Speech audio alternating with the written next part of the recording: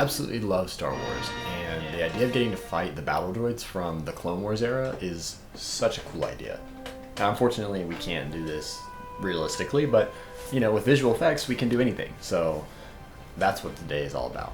Now, I would absolutely love to charge at an army of battle droids with an army of clones behind me, but that is pretty unrealistic for somebody who's never done visual effects before.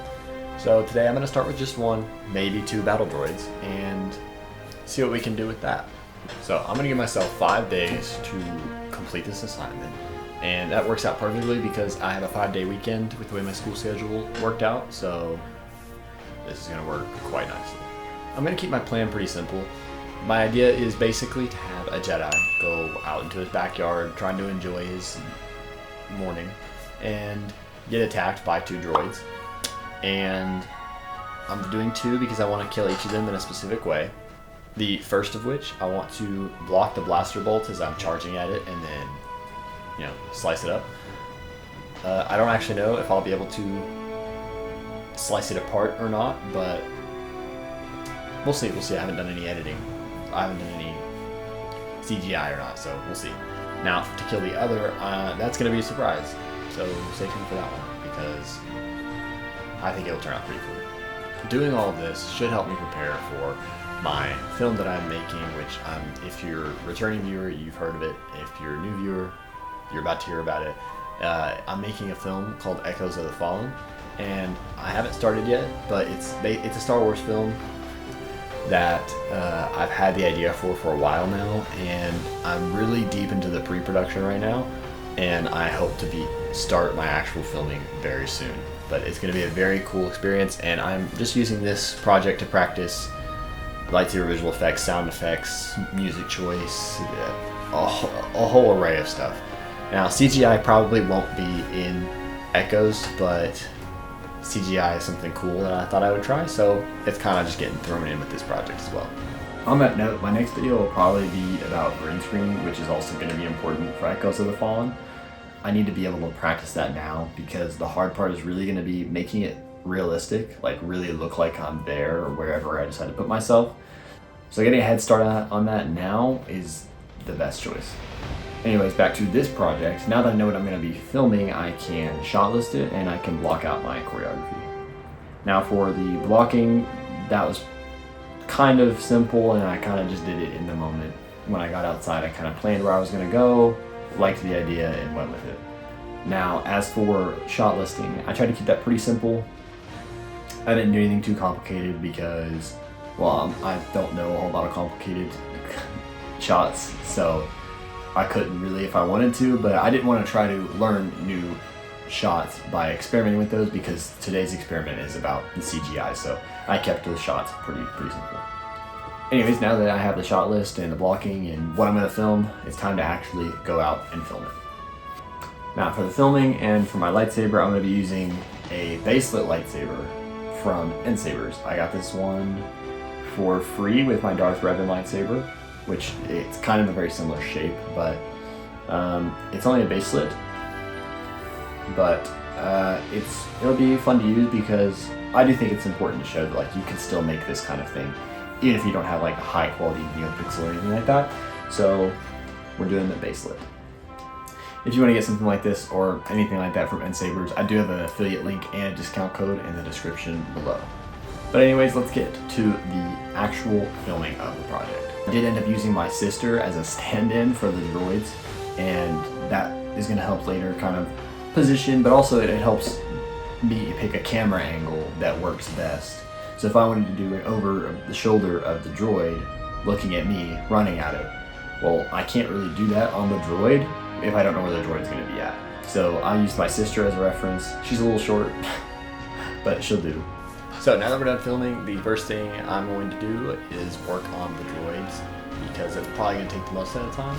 I'm going to do this in Blender, and the first thing I'm going to do is grab a droid from Sketchfab, blaster, which also happened to come in the same Sketchfab, and then I'm going to grab an HDRI from Polyhaven, just because that's one of the better places to get it from, and this will just help me light my droid in a similar lighting that was outside at the time.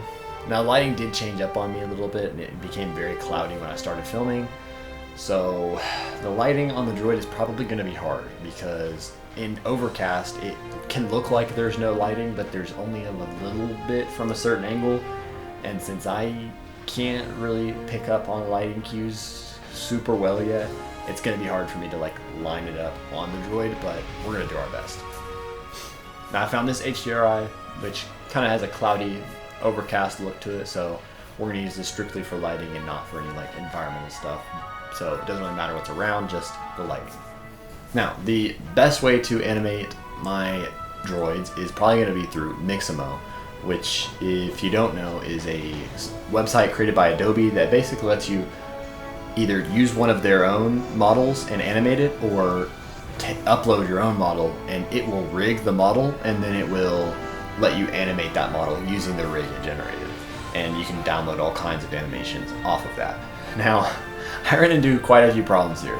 See, I've tried this once before and I could never get anything to work on Mixamo. Every time I would try to upload it, it just would say, no, we can't rig this.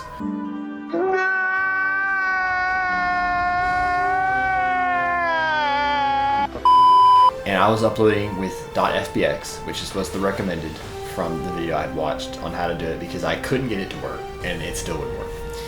But then I kept watching the video and he mentioned that he's never had a problem with an OBJ file. So I tried OBJ and it worked instantly. So that was like an hour, maybe an hour and a half down the drain, which really sucked. But at least it ended up working. So I downloaded a couple animations off Mixamo, some aiming animations, which I realized afterwards that droids don't actually aim up to their eyes, they shoot from their waist. So kind of screwed up on that one, but we're going to ignore it because I'm way too deep into it, so I can't really change it now. Now there are a couple major issues I ran into in animating. So the first thing is I downloaded all my animations with skin, which basically means it downloads the model with the rig on it. However, not a good idea, because I then realized I needed one model to do two animations, but when I input both animations I get two different models, and I was just having a tough time connecting the two. It became really painful really quickly. So I learned that Mixamo actually has a Blender plugin, and that made things 1,000 times easier. I can't even explain it. But basically, I can now upload a animation without skin, so just the rig, into my project, use that rig as the reference animator, and then click on my droid I want to be animated and apply the animation from the reference, and that would put the animation onto the droid I wanted to use. So I could put more than one animation on to the droid I was going to use. Now I had to make sure these animations were like placed where I want them to, and to do that I used something I'd never used before in my entire life. I think it's called the Non-Linear Animator, or NLA, and it works surprisingly well. But basically once you add an animation, you can push it down into the NLA, allowing it becomes like this strip, and you can place the strips on different things so they can blend a little bit, and you can blend the two animations together. And that worked so well, I can't even explain it. I did have a heart attack a couple times when I accidentally moved both animations on the NLA at the same time, because whenever you like clicked on one animation, it would like show it even if your playhead wasn't over that animation. And so when you had both of them selected and you tried to move them, it would like it wouldn't play both animations at the same time, but it like screwed up your model and it contorted in like a really funny way. Now I thought I like broke it when I did that, but then I realized it was just a visual like bug when moving both of them. So after I had finished the masking of the droids, I hopped into After Effects and I started compositing the lightsaber effects using the Saber Pro plugin on After Effects, and it works so incredibly well, so much better than what I was doing on DaVinci. I was using polygon masks in DaVinci to mask every single frame, or at least every other frame depending on my movement. And not only did it like, it looked good, it just looked a little off in the coloring, but also it was just really frustrating and it was very slow. This, however, worked so much better, and when you get that natural motion blur already, it just helps so much. Also, if you do want a tutorial on how to do the lightsaber effects in either After Effects or DaVinci, if you want the free option, or if you do have access to After Effects like I do and would like to learn how to use it, I'm happy to do either of those. Just let me know. I might do them anyways, but if you'd like to see that, then I might be able to expedite that. Once my lightsaber effects were done, I then moved on to the last final touches, so that would be sound effects, compositing of like sparks and things like that, and then lastly like music and stuff, and just all the little touches. Now my music choices, I'm still working on how to do that. I want y'all to let me know what you think about the music in this one.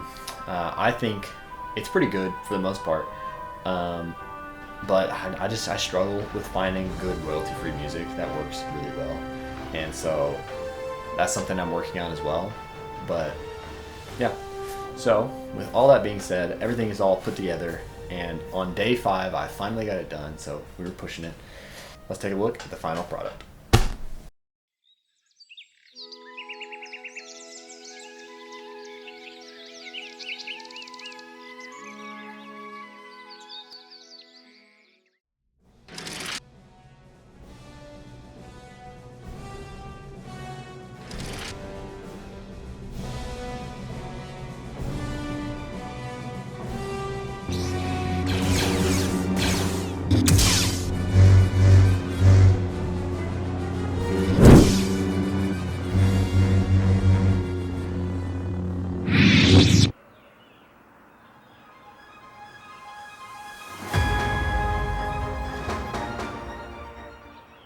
Well, that was it. That was my first attempt at CGI. Now, I think for a first attempt, I think it went great. And I think I hit a lot of difficulties that I'm glad I learned now before a way bigger project that involves CGI. Now, Echoes probably won't, but any project I do in the future that involves CGI, I am glad I hit all these pitfalls ahead of time. And I really did enjoy learning as much as I did from this project. With that in mind, like I said, I am building towards a lot of bigger projects that I'm very excited about, with the biggest being Echoes of the Fallen, like I said. As of right now, my first pre-production log on Echoes of the Fallen should be available on Patreon. And as of this video, there should also be a free video for anyone that wants to watch that basically is going to talk about what you can expect from Patreon and what more information about this Echoes of the Fallen film. It's free to everybody, and it's just to let you know what you would be paying for those of you that are interested. I'm going to be sharing everything on there: experiments, failed shots, awesome shots, test shots. I would also like to start doing polls and putting some creative decisions in there that you all get to weigh into. I really want this to become a community of people that are working with me on this, and I really look forward to all of that. I basically just want to show you all and bring you all into what goes into making this kind of project. But for now, I think we've had a very strong start with this project in today's video. That'll be all for today, guys. Thank you so much for watching. God bless you all, and I will see you in the next video.